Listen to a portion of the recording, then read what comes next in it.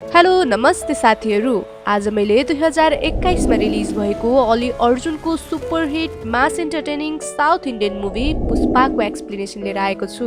यो मुभीको कहानी जति पछि हेर्दै गयो त्यति नै इन्ट्रेस्टिङ हुँदै जान्छ।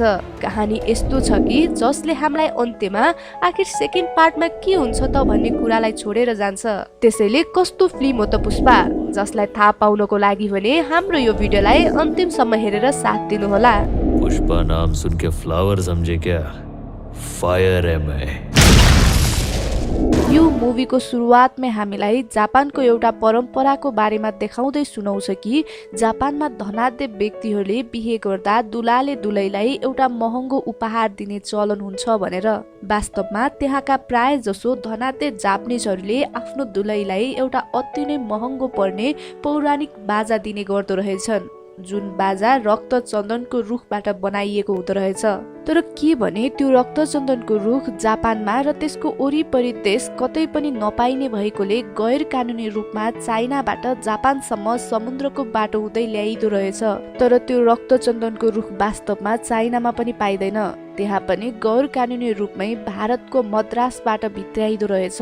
रक्त चन्दनको रुख पुरै दुनियाँभरि मद्रासको पनि शेरशाहचलम भन्ने जंगलमा मात्र पाइने भएकोले गैर कानुनी रूपमै त्यहाँबाट ट्रकमा राखेर मद्रासको बोर्डर कटाउँदै चाइनाको लागि समुद्रसम्म पुर्याउने र यसरी चाइनाबाट भने जापानसम्म पुर्याइदो रहेछ।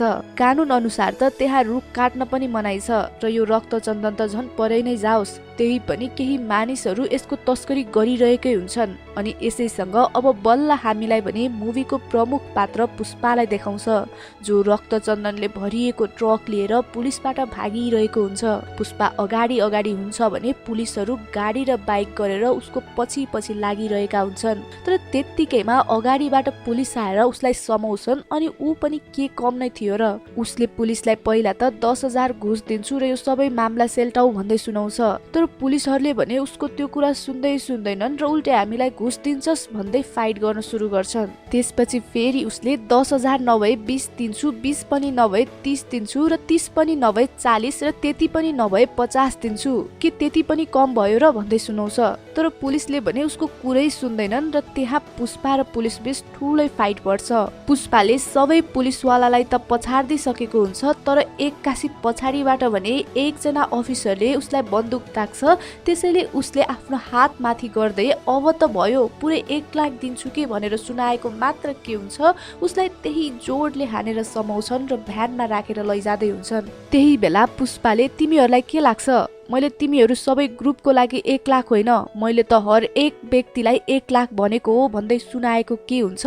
गाडी चलाइरहेको पुलिसले एक्कासी ब्रेक हानेर गाडी रोक्छ र त्यहाँ सबै पुलिसले उसलाई एउटा आश्चर्य तरिकाले हेर्छन्। पुलिसले पनि एकजनालाई 1 लाख भनेपछि त पैसा लिएर उसलाई त्यही बीच बाटोमै छोडिदिन्छन् पनि। अनि साथै जाँदै गरेको पुष्पालाई अफिसरले ए भाइ कहाँबाट आएको, आफ्नो नाम त भनेर जाऊ भन्दा पुष्पाले पुष्पा नाम हो मेरो, तर नाम याद राख्नु आवश्यक छैन भन्दै आफ्नो बाटो लाग्छ। अनि यसैसँग मुभी 1 वर्ष पछाडि जान्छ, जहाँ पुष्पा एउटा गरिब मजदुर हुन्छ जसले काठ कारखानामा काम गरिरहेको हुन्छ।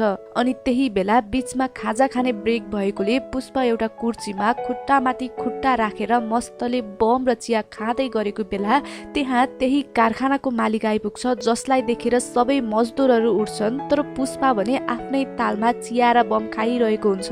त्यो देखेर मालिकले म्यानेजरलाई बाहिर त्यसरी खुट्टामाथि खुट्टा राखेर को बसेको, गएर त्यसलाई अलि म्यानर सिकाइ भन्दा म्यानेजरले पुष्पालाई मालिकको अगाडि के गरेर बसेको, तेरो यो व्यवहारले मालिक रिसाइरहेछ, केही त इज्जत कर भन्दा पुष्पाले के भयो र, यो एउटा मेरो खुट्टा हो र यो अर्को पनि मेरै खुट्टा त हो नि, मालिकलाई त्यसमा के भयो, उसलाई अरू केही होइन काम हेर्न भन्, उसले काम गरेको पैसा दिने हो कि इज्जत गरेको भनेर सुनाउँछ।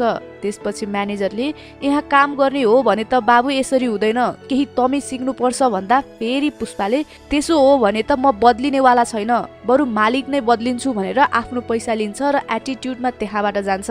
म्यानेजरले पुष्पाको त्यो व्यवहारलाई देखेर यसको यो घमण्डले कि त यो माथि पुग्छ कि त भुइँमा पछारिन्छ भन्दा उसको त्यही कुरा पछाडि उभिरहेको एउटा केशव नाम गरेको केटाले सुनिरहेको हुन्छ। त्यसैले केशवले पनि त्यही समय त्यो कारखानालाई छोडेर अब म नि मालिक परिवर्तन गर्छु भन्दै पुष्पाको पछि लाग्छ। अनि त्यसको अर्को दिन नै पुष्पाको घरमा उसकी आमालाई एकजना साहु आएर गाउँका सबै मान्छेहरूकै अगाडि बेइज्जत गर्दै आफूले दिएको पैसा माग्छ र धम्काउँदै त्यहाँबाट जान्छ। त्यो सब कुरा भने पुष्पाकै अगाडि भइरहेको हुन्छ, जसले गर्दा उसले तुरुन्तै आफ्नो घरमा भएको एउटै भैँसी बेचिदिन्छ र साहुको सबै कर्जा तिर्छ।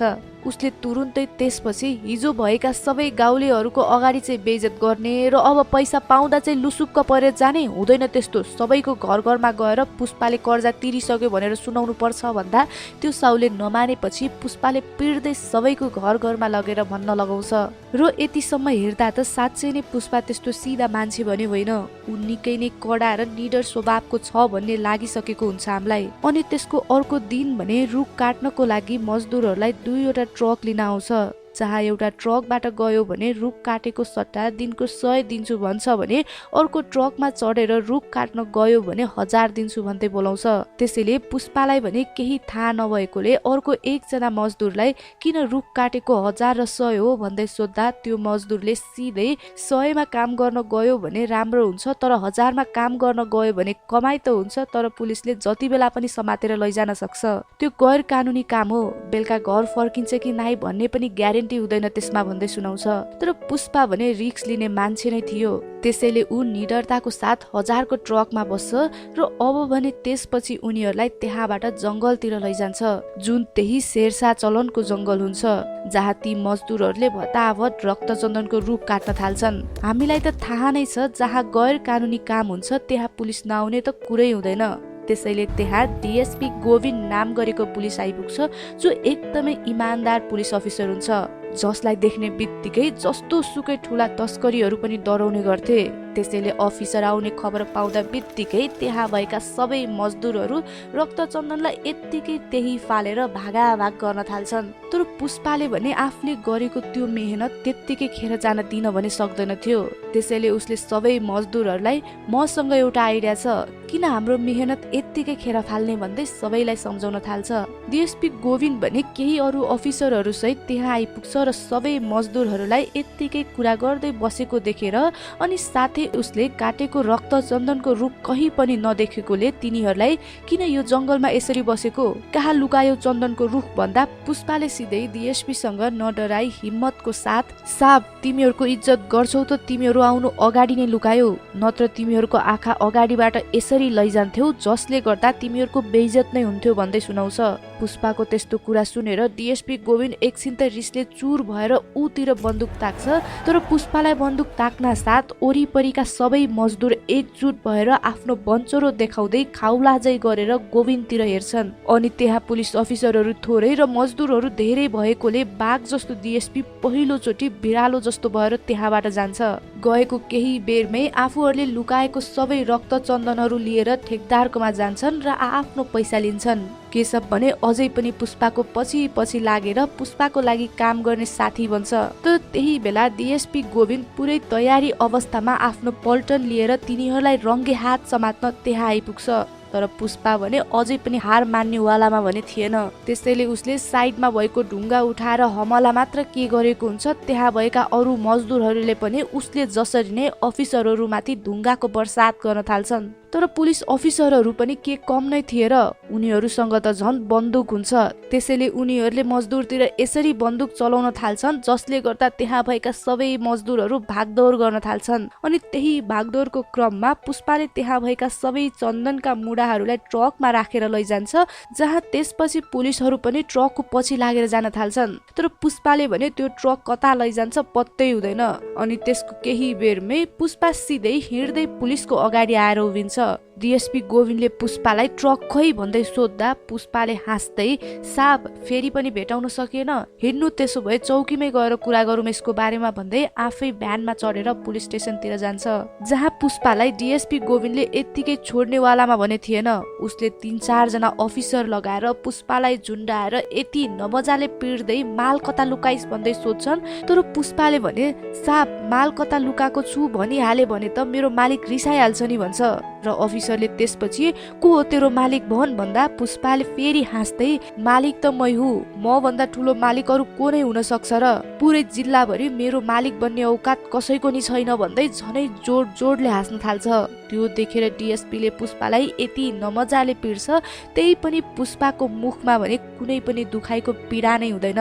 त्यसैले त्यही बेला अर्को अफिसर आएर सर यसलाई म सम्हाल्छु, यस्तोलाई कसरी तलाउनु पर्छ मलाई थाहा छ भन्दै पुष्पालाई के हो तेरो नाम बाबु भन्दा पुष्पाले पुष्पाराज हो भन्छ। अफिसरले फेरि बाबु तेरो पछाडिको सरनेम पनि भन्न त, त्यो चाहिँ कसले भन्छ, आफ्नो बाउको नाम पनि थाहा छैन र तलाई भन्दै सोद्धा बित्तिकै पुष्पाको मुख एकैचोटि निराशामा परिवर्तन हुन थाल्छ। अनि त्यसपछि भने बल्ल यहाँ हामीलाई उसको बाल्य अवस्थालाई देखाउँछ, जहाँ पहिलोचोटि पुष्पा स्कुलमा भर्ना गर्न जाँदा आफ्नो कास्ट सहितको पुरै नाम पुष्पाराज मुल्लेटी भनेर टिचरलाई सुनाउँदा पुष्पाको जेठो दाइ आएर के हो सर यस्तो पनि हुन्छ, जो पाइ त्यही आएर हाम्रो खानदानको नाम राख्यो भन्दैमा त्यो हाम्रो खानदानको हुन्छ, एक दुईचोटि मेरो बुवा केसको आमाको घरमा चिया पिउन गए भन्दैमा हाम्रो खानदानसँग नाता जोड्न मिल्छ। एउटा पवित्र पति पत्नीबाट जन्मेको सन्तान र एउटा रखेलबाट जन्मेको सन्तानमा फरक हुन्छ कि नै? खानदानी नाम त केवल जायज सन्तानलाई मात्र दिइन्छ, नाजायज सन्तानलाई होइन भन्दै रिसाएर पुष्पालाई नजिकै बोलाउँदै तेरो नाम मुल्लेटी पुष्पराज होइन, तेरो नाम मात्र पुष्पराज हो, तेरो कुनै खानदान छैन बुझिस् भन्दै पुष्पालाई के रे तेरो नाम भनेर सोद्धा सानो पुष्पाले डराउँदै बिस्तारै पुष्पराज भन्छ। अनि फेरि उसको दाइले के रे अलि ठुलो स्वरले भन भन्दै सोद्धा पुष्पाले एउटा कुम माथि गर्दै जोडले पुष्पराज भन्दै चिच्याउँछ। त्यसैले त्यहाँदेखि उसको एउटा कुम माथिको माथि नै हुन्छ र ऊ त्यसरी नै हिँड्छ। अब भने त्यसपछि मुभी सिधै प्रेजेन्ट समयमा आउँछ, जहाँ पुष्पालाई एउटा होटेलमा लिएर आउँछन्। अनि त्यहाँ पुष्पालाई पुलिसबाट छुटाउन त्यो रक्तचन्दनको धन्दा गर्ने मुख्य मालिकहरू नै आइपुग्छन्। त्यो धन्दा वास्तवमा 3 भाइले मिलेर चलाएका हुन्छन्, जसमा सानो भाइ जोली रेड्डी केटी र रक्सी भनेपछि हुरुक्क हुन्छ। आँखाले देखे जतिको सबै केटीहरूलाई आफ्नो बिस्तारामा ल्याउने काम गर्थ्यो र अर्को माइलो भाइ जग्गा रेड्डी जो उनीहरूको त्यो धन्दाको हिसाब किताब सबै प्राय उसले नै हेर्ने गर्थ्यो। अनि सबैभन्दा जेठो दाइ कोन्डा रेड्डी जो ती मध्ये सबैभन्दा खतरनाक हुन्छ र उसले एक दिन त दुश्मनसँग बदला लिने चक्करमै आफ्नो एउटा हात समेत गुमाएको हुन्छ र यही रेड्डी भाइको ग्याङले त्यो शेरशाह चलनको जंगलदेखि रक्तचन्दन जापानसम्म पुर्याउने काम गर्छन्। त्यहाँ भने उनीहरूले पुष्पाको तारिफ गर्दै तैले जे होस् पुलिसको जति पिटाइ खाए पनि माल कता लुकाएको छस् भनेर भनिनस्, त्यसैले नै त कति बहादुर छस् भन्ने थाहा भयो, भन तलाई कति चाहिन्छ हामी दिन्छौ, तर माल कता छ भन भन्दा पुष्पाले मुस्कुराउँदै साहब 5 लाख जति भए हुन्छ, तर माल कता छ त्यो मुखले भनेर हुँदैन, गएर देखाउनु नै पर्छ, तर त्यसको लागि मलाई यहाँबाट निकाल्नु पर्यो नि त भन्दै सुनाउँदा जोली रेड्डीले देख्नुभयो दाइ यसलाई 5 लाखले नि भएन, यसलाई बेल शुद्ध गराउनु पर्यो, तलाई थाहा छ हामी को हो, कोन्डा रेड्डीको भाइ हो भन्दै पुष्पालाई उसको सर्टमा समातेर रिसाउँदै सोद्धा पुष्पाले साहब मलाई केही भयो भने माल कता छ कसलाई सोध्ने, कोन्डा रेड्डीलाई भनेर सुनाउँदा फाइनल्ली उनीहरूले मालको लागि भए पनि पुष्पाको त्यो कुरा मान्नै पर्छ। अनि त्यसपछि भने बल्ल पुष्पाले उनीहरूलाई माल भएको ठाउँमा लिएर जान्छ। वास्तवमा पुष्पाले पुलिसबाट माललाई बचाउन त्यही जंगलको एउटा कुवामा ट्रक सहित डुबाएको हुँदो रहेछ।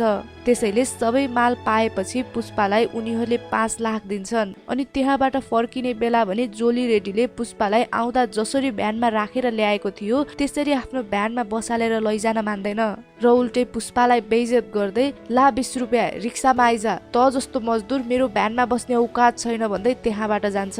अनि पुष्पा पनि के कम, उसले केशवलाई वे यो गाडी 5 लाखमा आउँछ होइन, जा रातो रङको यस्तै भ्यान लिएर आइजा भनेर सुनाउँदा केशवले भाउ त्यसो भए त सबै पैसा सिद्धिन्छ र फेरि हामी गरिब हुन्छौँ नि त भन्दा पुष्पाले केशव म यहाँ गाडीमा बसेर आएको र जाँदा नि गाडीमै बसेर जान्छु, नत्र म यहाँबाट हिँड्ने वालै छैन, इज्जतको सवाल छ भन्दै सुनाउँछ। अनि अब भने त्यसपछि केशवले रातो कलरको भ्यान लिएर आउँछ र त्यहीमा चढेर घरसम्म पुग्छ, जहाँ उसकी आमालाई त्यही भ्यानमा चढाएर उसको सौतेनी दाइको घर अगाडि भ्यान देखाउँदै घुमाएको घुमाइ गर्छ। तर उसलाई भने अझै पनि त्यो घरले स्वीकार्नेवाला भने थिएन। थिएन। यस्तै अर्को दिन भने जोली रेड्डीकै अगाडि त्यही भ्यानमा चढेर कोन्डा रेड्डीलाई भेट्न आउँछ, किनकि हिजो पुलिसबाट माल बचाएको भएर उसलाई जग्गा रेड्डीले त्यहाँ बोलाएको हुन्छ। वास्तवमा त्यहाँ कोन्डा रेड्डीले मालको ट्रक चलाउने ड्राइभरहरूलाई पिट्न थाल्छ, किनकि उनीहरूको 10 टन जतिको माल डिएसपी गोविन्दले हिजो सिमानामा भेटाएर समातेकोले उनीहरूले माललाई त्यही छोडेर भागेका हुँदा रहेछन्। र ड्राइभरहरूले कोन्डा रेड्डीलाई साब डिएसपी गोविन्द हुँदासम्म त माललाई हामीले सिमाना कटाउन नि गाह्रो छ, केही उपाय नै छैन भनेर सुनाउँदा पुष्पाले कोन्डा रेड्डीलाई मसँग एउटा उपाय छ, माललाई निकाल्न दम होइन दिमाग चाहिन्छ भनेर सुनाउँदा जोली रेड्डीले यस्तो 2 कौदीको मजदुरले हामीलाई सिकाउँछस् माल कसरी पार लगाउने भनेर, ल त्यही पनि भन् सुनौं तेरो आइडिया भन्दा पुष्पाले अरे अचार बाड्न लागेको हो र पुरै गाउँलाई बाड्ने आइडिया हो भाइ, कोन्डा रेड्डी भाउलाई मात्र भन्छु नत्र भन्दिन भन्छ। त्यसपछि भने कोन्डा रेड्डीले सबैलाई बाहिर निकाल्छ र पुष्पाको आइडिया सुन्न थाल्छ, जहाँ पुष्पाको आइडिया के हुन्छ भने एउटा ट्रक लिएर त्यसको माथिको भागमा दुध अनि तलको भागमा रक्तचन्दन राखेर सिमाना कटाउने, र नभन्दै उसको आइडियामा चलेपछि यसरी नै रेड्डी ग्याङले माललाई सिमाना कटाउन थाल्छन् अनि पुलिसकै अगाडिबाटै माललाई पार पनि लगाउँछन्। पुष्पाको त्यो आइडियाले रेड्डी ग्याङ पुरै खुसी भएका हुन्छन्, त्यसैले उनीहरूले पुष्पालाई 1 करोड मालमा 4% को दरले पैसा दिने भनेर पार्टनर बनाउँछन्। अनि यसरी दुध ट्रकमा भर्न जाँदा पुष्पाको नजर दुध बेच्ने एउटा केटीमाथि जान्छ जसको नाम श्रीवल्ली हुन्छ र उसलाई देख्ने बित्तिकै पुष्पालाई ऊ निकै राम्री पनि लाग्छ, त्यसैले उसले श्रीवल्लीलाई हेरिराख्छ। तर श्रीवल्लीले भने एक नजरले पनि उसलाई हेर्दै हेर्दिन। कयौं दिनसम्म त यसरी नै चल्छ, तर पुष्पाको त्यो मेहनत पूरा नभएको देखेर केशवले एक दिन श्रीवल्ली र उसका साथीहरूलाई फिल्म हेर्न जाँदा पैसा नपुगेकोले उसले एउटा शर्तमा 1000 रुपैयाँ दिन्छु, तर श्रीवल्लीले एकचोटि भए पनि पुष्पा भाउलाई हेरेर हाँस्नुपर्छ भन्दै सुनाउँदा सबै केटीहरूले यहाँ यति काम त श्रीवल्लीले मानिहाल्छ नि भन्दै केशवको कुरा मान्छन्। अनि अर्को दिन मन्दिरमा श्रीवल्लीले हिजो भने अनुसार पुष्पालाई देखेर हाँस्दै मुस्कुराउँछ, जसले गर्दा पुष्पा निकै नै खुसी हुन्छ र सिधै गएर श्रीवल्लीसँग कुरा गर्न खोज्छ। तर श्रीवल्लीले भने त्यस्तो केही होइन, केशवले हिजो मलाई 1000 रुपैयाँ दिएर तिमीलाई देख्दा हाँस्नु है भनेको थियो, त्यसैले मात्र हाँसेको हो भनेर सुनाउँदा पुष्पा केशवको पछि लागेर उसलाई गाली गर्छ र मेरो इज्जतको धजिया नै गर्दिस्, सोचेको थिए मेरो पनि बिस्तारै बिस्तारै माया बस्छ भनेर, तर तैले सबै बर्बाद नै गर्दिस्, त्यसो भए अब म त बदनाम त भइ नै हाले, बरु 5000 दिएर भन् मलाई पप्पी दिन, 1000 मा हाँस्से भने 5000 मा त पप्पी पनि दिन्छे भन्दै सुनाउँछ। अनि त्यसैसँग यता भने पुलिसले माल कता राख्छन् भन्ने कुरा थाहा पाएर चेक पोस्टमा 2 जना ट्रक ड्राइभरलाई समातेर पिट्न थाल्छन् र त्यो ड्राइभर मध्ये एकजना श्रीवल्लीको बुवा पनि हुन्छ। डिएसपी गोविन्दलाई भने त्यतिले नि पुग्दैन थियो, त्यसैले उसले अझै धेरै माल सहित समात्नको लागि ती 2 ड्राइभरलाई म 50 लाख दिन्छु, तर तिमीहरूले मेरो लागि काम गर्नुपर्छ भन्दै सुनाउँछ। अनि फेरि यसैसँग यता मुभीको अर्को क्यारेक्टरलाई देखाउँछ जसको नाम मंगल सिनु हुन्छ। ऊ त्यहाँ कोन्डा रेड्डीलाई कामको सिलसिलामा भेट्न आएको हुन्छ। मंगल सिनु पनि रक्तचन्दनकै धन्दा गर्ने र कोन्डा रेड्डीदेखि अरू सबैको माल किनेर सिमाना पार गराउँदै अर्को ग्याङलाई बेच्ने गर्दो रहेछ र त्यहाँ अहिले भने केही टन माल चेन्नई पुर्याउन अलि समय लाग्ने भएकोले उसले कोन्डा रेड्डीलाई उसको गोदाममा केही समयको लागि लुकाएर राख्दिन भनेर मद्दत माग्न आएको हुन्छ। लुकाएन भने नत्र त्यो डिएसपी गोविन्दले जसरी नै समात्छ भनेर सुनाउँदा कोन्डा रेड्डीले त्यसको लागि मसँग एउटा नयाँ केटा छ पुष्पा, त्यसले यो काम गर्न सक्छ, किनकि त्यो आएदेखि पुलिसले हाम्रो एउटा पनि माल समातेकै छैन, त्यसैले त्यसको केही चिन्तै लिनु पर्दैन मंगल सिनु भन्दै कोन्डा रेड्डीले सुनाउँछ। अनि यता फेरि त्यसैसँग पुष्पा श्रीवल्लीको किस लिनको लागि आतुर भएको हुन्छ, त्यसैले उसले त्यो दिन मुखमा सुकमेल च्याप्दै श्रीवल्लीलाई कुरेर बसिरहेको हुन्छ। अनि त्यही बेला श्रीवल्ली पनि आफ्नो केही साथीहरू सहित पुष्पालाई किस दिन त्यहाँ आएकी हुन्छ। तर भित्र भ्यानमा पुष्पाले किस दिन लागेको बेला भने श्रीवल्ली जोड जोडले रुन थाल्छ र पुष्पालाई नाइ मैले मेरो फर्स्ट किस तिमीलाई दिन सक्दिन, यो त मेरो हुनेवाला बुढालाई मात्र दिने हो भन्दै झनै जोडले रुन्छ। त्यसैले श्रीवल्लीका साथीहरू आएर के गरे हाम्रो साथीलाई भनेर पुष्पालाई गाली गर्दै श्रीवल्लीलाई त्यहाँबाट लिएर जान्छन्। पुष्पाले भने मेरो 5000 यत्तिकै गयो, त्यो 5,000 वसुल्नको लागि भए पनि उसको पति भनेर चुम्मा लिनु पर्छ भन्दै केशवलाई सुनाउँछ। अनि त्यसैसँग त्यसको केही दिनपछि भने पुलिसलाई कोन्डा रेड्डीले मङ्गलसिन्हुको माल कहाँ राखेको छ भनेर थाहा हुन्छ।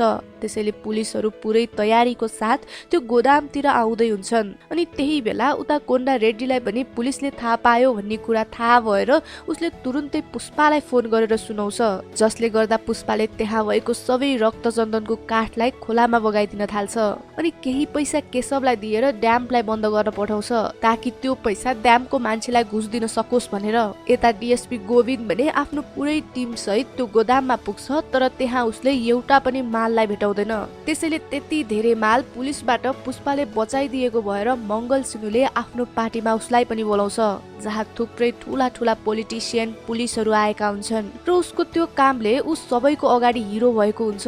अनि त्यही पार्टीको क्रममा उसले मङ्गलसिन्हुको लागि काम गर्ने 2 जना व्यक्तिले कुरा गरेको सुन्छ कि मङ्गलसिन्हु निकै नै बाठो मान्छे हो, आफूले पुरै टन चेन्नईको मुर्गनलाई 2 करोडमा बेच्छ र अरू सबै सिन्डिकेटको मान्छेलाई भने 25 लाख मात्र दिन्छ भनेर। त्यसैले त्यो कुरा सुन्ने बित्तिकै पुष्पाले सिधै कोन्डा रेड्डीलाई सुनाउँछ, जुन कुरा सुनेर कोन्डा रेड्डीले अब के गर्ने त, मङ्गलसिन्हु निकै नै खतरा छ, मालको रेट बढाइदेऊ भनौँ भने पनि। त्यसो भए पुष्पा सुन, तैले गएर मङ्गलसिन्हुसँग मालको भाउ बढाउने कुरा गर। यदि त्यसले मान्यो भने 50% तेरो 50% मेरो। यदि मानेन भने तैले मलाई चिन्दैनस् अनि मैले पनि तँलाई चिन्दिन, हुन्छ भन्दै सुनाउँछ। र त्यसको केही दिनपछि भने पुष्पा श्रीवल्लीसँग बिहे गर्नको लागि आमालाई लिएर उसको घर पुग्छ, जहाँ सबै राजी भएका हुन्छन्। तर त्यही बेला पुष्पाको त्यही सौतेनी दाइ आउँछ र श्रीवल्लीको बुवालाई यो नाजायज सन्तान हो, कमसेकम छोरी दिनु भन्दा अगाडि कुन खानदानबाट आएको हो त्यो त छानबिन गर्नुपर्छ नि भन्दै सुनाउँछ। अनि सँगै उसले के थाहा, यसको आमालाई नि थाहा छैन होला आखिर यसको बाउ को हो भनेर, कतिसँग के गरी के थाहा भनेर सुनाएको मात्र के हुन्छ, पुष्पाले आफ्नो आमाको आँखामा आँसु देख्न साथ दाइ न साई त्यहाँ 2 बीच निकै नै ठुलो झगडा हुन्छ, जसले गर्दा पुष्पाकी आमा लड्छिन् र टाउकोमा चोट लागेकोले त्यही बेहोस हुन्छन्। पुष्पाले रुँदै आफ्नी आमालाई बोकेर हस्पिटल लैजाँदै हुन्छ, तर त्यही क्रममा उसले आफ्नो पुरानो दिनहरूलाई पनि सम्झिन्छ, जुन समयमा ऊ निकै सानो हुन्छ र त्यो बेला उसको बुवाको मृत्यु भएको हुन्छ। बुवाको मृत्युको समयमा समेत उसलाई र उसकी आमालाई त्यो दाइले अन्तिम चोटि भए पनि बुवाको मुख हेर्न दिएको हुँदैन र छोराले गर्नुपर्ने कार्य पनि गर्न दिँदैन। पुष्पा र उसकी आमाले टाढै बसेर रुन्छन् र श्रद्धाञ्जली दिँदै छुट्टै कपाल खुइलाएर क्रिया पनि गर्छन्। जब पुष्पाले आफ्नो बुवालाई गुमाएको हुन्छ त्यो दिनदेखि त्यो सौतेनी दाइले पनि उनीहरूलाई उसको बुवाले दिएको सबै सम्पत्ति खोसेर लगिदिएको हुन्छ। अनि साथै पुष्पालाई उसको बुवाले उसको जन्मदिनमा दिएको अन्तिम निशानी एउटा लकेट जसमा आफ्नो र बुवाको फोटो थियो त्यो पनि खोसेर लगेको हुन्छ।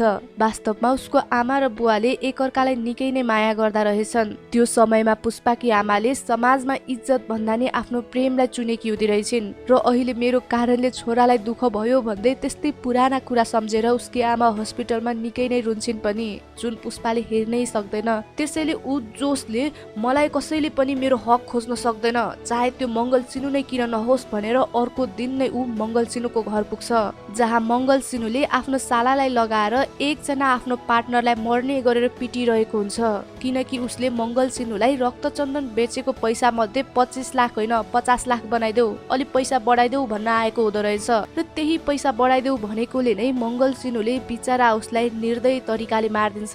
त्यो पनि एमएलएले फोनमा नमार उसलाई छोडिदेऊ भन्दा पनि उसले उल्टै एमएलएलाई 5 मिनट ढिला फोन गर्नुभयो, मैले त मारिदिसके भन्छ। तर त्यो बेलासम्म भने उसले त्यो मान्छेलाई मारेकै हुँदैन। अनि यता त्यही कुराहरू पुष्पाले पनि देखिरहेको हुन्छ। मङ्गलसिन्हुले त्यसपछि पुष्पालाई तँ चाहिँ के गर्न आएको नि यहाँ पुष्पा भन्दा पुष्पाले सिधै म पनि 25 लाख होइन 50 लाख जति गरिदेऊ भन्न आएको थिएँ, तर यहाँ यति धेरै खतरा देखेपछि त कहाँ 50 लाखले पुग्छ, 1 करोड नै चाहिन्छ। अबदेखि मलाई 1 ट्रक चन्दनको 1 करोड चाहिन्छ। यदि तैले दिनस् भने सिधै चेन्नईमा गएर मुर्गनलाई बेचिदिन्छु भन्दै सुनाउँछ पनि। अनि पुष्पाको त्यो कुरा सुन्ने बित्तिकै त्यहाँ भएका सबैजना एकछिन त आश्चर्य मान्छन्, किनकि भर्खरै पुष्पाको अगाडि नै त्यही मालको भाउ बढाउने भनेकोले नै अर्को एकजनाले ज्यान गुमाएको हुन्छ र त्यो देखि पनि उसले झन् 1 करोड मागेको हुन्छ। अब मङ्गलसिन्हुको मान्छेले पुष्पालाई यत्तिकै पक्कै छोड्नेवालामा भने थिएनन्। त्यसैले तिनीहरूको र पुष्पाको त्यहाँ निकै नै ठुलो फाइट हुन्छ, जहाँ पुष्पाले सबैलाई तरो तरिकाले पिट्छ अनि मङ्गल सिनु सहित सबैलाई थर्काउँदै पुष्पा नाम सुनेर फ्लावर सम्झ्यो क्या, फायर रुम फायर भन्दै त्यहाँबाट जान्छ। त्यहाँबाट भने ऊ डाइरेक्टली सबै माल लिएर चेन्नईमा मुर्गनसँग डिल गर्न निस्किन्छ। मुर्गन पहिला त पुष्पासँग भेट्नै खोज्दैन, तर पछि पुष्पाले मालको केही स्याम्पल देखाएपछि भने ऊ आफै तल झरेर पुष्पासँग कस्तो खतरा माल ल्याएको, यस्तो त मैले धेरै वर्ष अगाडि मात्र देखेको थिएँ भन्दा पुष्पाले मसँग यस्तो माल 10 टन जति छ, चाहिन्छ भने भन भनेर सुनाउँछ। मुर्गनले नि खुसी हुँदै ल हुन्छ, पहिला मङ्गल सिनुसँग डिल गर, त्यसपछि उसले मलाई बेच्छ भन्दा पुष्पाले ए भाइ म मङ्गल सिनुसँग होइन, डाइरेक्टली तलाई बेच्न चाहन्छु, त्यसैले त यहाँसम्म आएको नि, म कोन्डा रेड्डीको पार्टनर हो, हुन्छ भने भन, नत्र जति नै छन् माल किन्ने मान्छे भन्दा मुर्गनले त्यस्तो राम्रो माललाई देखेर 1 ट्रकको 1.5 करोड दिन्छु भन्छ र त्यो डिल त्यही फाइनल हुन्छ।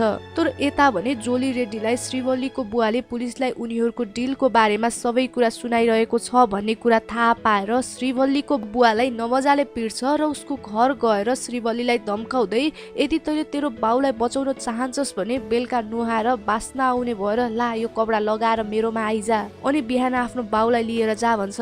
अब श्रीवल्लीले भने के नै गर्न सक्थे र, त्यसैले ऊ पनि पुरै नुहाई धुवाई रेडी भएर निस्किन्छे। तर ऊ जोली रेड्डीकोमा जानुभन्दा अगाडि पुष्पालाई भेट्न उसको घर पुग्छे, जहाँ उसले सबै कुरा पुष्पालाई सुनाउँछे र सँगै उसले पुष्पालाई पुष्पा म यहाँ तसँग मलाई बचा भनेर मद्दत माग्न आएको होइन, चाहे पहिलो किस किन नहोस् या त पहिलो रात नै, म त केवल आफ्नो श्रीमानसँग बिताउन चाहन्छु, पुष्पा प्लिज आजको रात मसँग बिता, त्यसपछि म बुवालाई बचाएर तेरो अगाडि मुख पनि देखाउँदिन भन्दै आफूले पनि प्रेम गर्ने बारे पुष्पालाई भन्छे। पुष्पा त्यसै त त्यस्तो मान्छे, त्यही माथि आफ्नो प्रेम माथि जोली रेड्डीले नजर लगाएपछि त्यसै छोड्नेवाला भने थिएन। त्यसैले ऊ श्रीवल्लीसँग जोली रेड्डीकोमा पुगेर उसलाई श्रीवल्ली मेरो हो मात्र मेरो भन्दै नमजाले पिट्छ।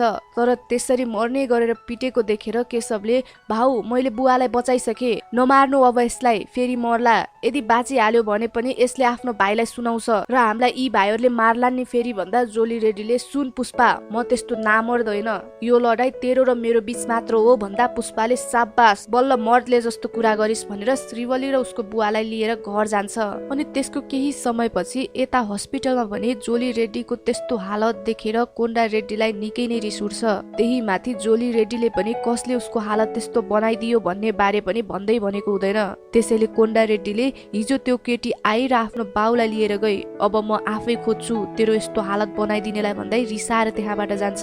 अब उता पुष्पा र केशवलाई देखाउँछ, जहाँ केशवले पुष्पालाई हिजो हामीले जोली रेड्डीको जुन हालत गराइदिएको थियो त्यसको बारेमा यदि कोन्डा रेड्डीले थाहा पायो भने पक्कै हामीलाई त्यसले छोड्नेवाला छैन भनेर दुईजनाले कुरा गरेका मात्र के हुन्छन्। त्यही बेला ठ्याक्कै ढोका खोलेर कोन्डा रेड्डी भित्र बस्छ र कोन्डाले पुष्पालाई पुष्पा भोलि मुर्गनले दिएको पैसा लिन जानु छ, थाहा छ होला नि, रेडी भएर बस्नु है भन्छ र त्यहाँबाट जान्छ। तर केशवलाई भने कता कता मनमा डर लाग्छ, किनकि कतै कोन्डा रेड्डीले उनीहरूले गरेको कुरा सुन्यो कि नाइ भनेर, जहाँ पुष्पालाई भने त्यसको केही मतलब नै लाग्दैन। र अब अर्को दिन भने पुष्पा कोन्डा रेड्डी सहित उसको मान्छेसँग मुर्गनले दिएको पैसा लिन जान्छन् र यता केशव भने अफिसमा काम गर्ने केटीसँग कुरा गर्छ। अनि कुरा गर्ने क्रममा त्यो केटीले हिजो तिमीले र पुष्पाले जोली रेड्डीलाई पछाडि पछाडि मारेको भन्ने कुरा गरेको थियो नि, त्यो सब कोन्डा रेड्डी र मैले बाहिर बसेर सुनेको थियो नि भन्दै सुनाउँछे। त्यसको त्यो कुरा सुन्ने बित्तिकै केशव निकै नै आत्तिएर पुष्पालाई उसको पेजरमा डेन्जरको मेसेज पठाउँछ, जुन मेसेज यता पुष्पाले लुकेर हेर्न साथ नै उसलाई कोन्डा रेड्डीको मान्छेले मुखमा पट्टी बानेर पिट्न थाल्छन्। र जब पुष्पालाई कोन्डा रेड्डीले मेरो भाइको त्यस्तो हालत बनाइदिने तै होइनस् भनेर गोली हान्न मात्र के लागेको हुन्छ, त्यही बेला मङ्गल सिनुको साला र उसको मान्छेले कोन्डा रेड्डीलाई टाउकोमा गोली हानेर त्यही मारिदिन्छन्। अनि त्यहाँ त्यो बेला भने दुई ग्याङ बीच निकै नै ठुलो फाइट पर्छ र जब मङ्गल सिनुको सालाले कोन्डाको अर्को भाइ जग्गा रेड्डीलाई मार्न लागेको हुन्छ, त्यही बेला पुष्पा आएर उसलाई बचाउँछ। अनि जग्गालाई पुष्पाले तँलाई लाग्यो होला होइन, अघि भर्खर मैले मार्न चाहनेलाई अहिले आएर उसैले मलाई बचाइरहेछ भनेर, तर जग्गा हामी बीच जे जति दुश्मनी भए पनि बाहिरी आएर कसैले पनि हामी माथि हमला गर्न सक्दैन, किनकि त मेरो पार्टनर हो बुझिस् भन्दै मङ्गल सिनुको सालालाई मार्न थाल्छ। तर त्यो भन्दा अगाडि मङ्गल सिनुले पुष्पालाई फोन गरेर मेरो सालालाई नमार भनेर बिन्ती गर्छ। तर उसकै अगाडि फोनमा कुरा गर्दा गर्दै गोली हानेर मारिदिन्छ र 5 मिनेट ढिला फोन गरिस् भनेर उसकै डायलग हान्दिन्छ र उसलाई धम्काउँदै के लाग्छ तलाई पुष्पा यो धन्दामा किन आयो? त जस्तोको धन्दामा खुट्टा अड्काउन आएको होइन, राज गर्न आएको हो। पुष्पा कसैसँग नि झुक्दैन भन्दै फोन राखिदिन्छ। अब भने कोन्डा रेड्डीको लासलाई घर लगेर उसको अन्तिम संस्कार गर्न थाल्छन्, जहाँ कोन्डालाई श्रद्धाञ्जली दिन त्यही धन्दामा लागेका ठुला ठुला नेता, एमएलए र साथै मङ्गल सिनु पनि आएको हुन्छ। मङ्गल सिनु भने त्यहाँ एमएलए बोलाएको भएर अनि साथै आफ्नो सालाको लास लिन पनि आएको हुन्छ र त्यहाँ रक्तचन्दनको धन्दा गर्ने मतलब सिन्डिकेटका सबै सदस्यहरू एमएलएसँग बसेर मिटिङ गर्न थाल्छन्, जहाँ मङ्गल सिनुले भन्छ कि यो पुष्पाले आफ्नो माल मलाई दिनुको सट्टा सिधै चेन्नई मुर्गनलाई बेच्यो, यसले त पुरै हामी सिन्डिकेटको नियम नै तोड्यो नि भन्दा पुष्पाले एमएलएलाई 3 करोड कमिसन दिँदै यो मैले 1 टन 1.5 करोडमा बेचेको हो, त्यसैले तपाईको भागमा यति पर्यो। तर मुर्गनले त्यही माल बेच्दा हामीलाई 50 लाखमा बेचेको भन्छ, त्यसैले हामीले डाइरेक्टली मुर्गनलाई बेचेको हो ताकि मङ्गल सिनुले हामीलाई नठगोस् भनेर भन्दै सुनाउँछ। अनि सँगै उसले एमएलएलाई साहब यदि यो सिन्डिकेटको सबै मालको जिम्मा मङ्गल सिनुको सट्टा मलाई विश्वास गरेर दिनुभयो भने म सबैलाई कहाँदेखि कहाँ पुर्याइदिन्छु भनेर पनि सुनाउँछ। एमएलएलाई त्यसपछि पुष्पाको कुरामा विश्वास लाग्छ, त्यसैले उसले सिन्डिकेटको हेड मङ्गल सिनुलाई हटाएर पुष्पालाई बनाइदिन्छ। त्यसपछि अब भने त्यहाँ पुष्पाको राजै राज हुन्छ। ऊ अब कहाँदेखि कहाँसम्म पुगिसकेको हुन्छ, तर ऊ त्यहाँसम्म पुग्नको लागि भने उसको धेरै नै दुश्मनहरू भइसकेका हुन्छन्। उता मङ्गल सिनु र उसको बुढी थियो भने यता जोली रेड्डी जसले पुष्पालाई बदला लिने मौका हेरिरहेको हुन्छ। तर त्यही बेला उसको एरियामा डीएसपी गोविन्दले रिजाइन गरेर त्यहाँ एउटा नयाँ अफिसर भवर सिंह सिखावत आइपुग्छ, जो पुष्पालाई टक्कर दिने खालको हुन्छ। पुष्पाले भने पहिल्यै यदि त्यो नयाँ अफिसरसँग पैसा दिएर हात मिलायो भने पछि धन्दा गर्न सजिलो हुन्छ भनेर 1 करोड लिएर अफिसरको अफिसमा जान्छ र त्यहाँ उसले अफिसरलाई आफ्नो बिहेमा आउनु भनेर बिहेको कार्ड पनि दिन्छ। तर त्यहाँ भवर सिंहले भने पुष्पालाई उल्टै ऊ नाजायज सन्तान भएकोमा र बाउको नाम पनि नभएको भनेर नमजाले बेइज्जत गर्छ र साथै उसले पुष्पाको अझै बेइज्जत गर्दै तँलाई थाहा छ बाउको नाम भनेको ब्रान्ड हो, ब्रान्ड, तैँले पनि सेतो सर्ट लगाएको छस्, मैले पनि सेतो सर्ट लगाएको छु, तर ममा के फरक छ थाहा छ तँलाई? मेरोमा ब्रान्ड छ तर तेरोमा ब्रान्ड छैन, बाउको नाम भनेको ब्रान्ड हो, ब्रान्ड भन्दै पुष्पालाई नमजाले बेइज्जत नै गरिदिन्छ। र अझै उसले केही कमी छ मलाई दिन पुग्दैन भन्दा पुष्पाले सर कति कमी छ भनेर सुनाउँछ, जुन कुरा सुनेर अफिसरले हो बल्ल पुग्यो, यही सर शब्द मतलब इज्जतको कमी थियो, अब सबै पुग्यो, तैँले मलाई इज्जत गर्नुपर्छ र मैले भनेको हरेक कुरा मान्नुपर्छ भन्दै पुष्पालाई थर्काउँछ र पुष्पा पनि हुन्छ सर भनेर मनभरि रिस बोकेर जान्छ।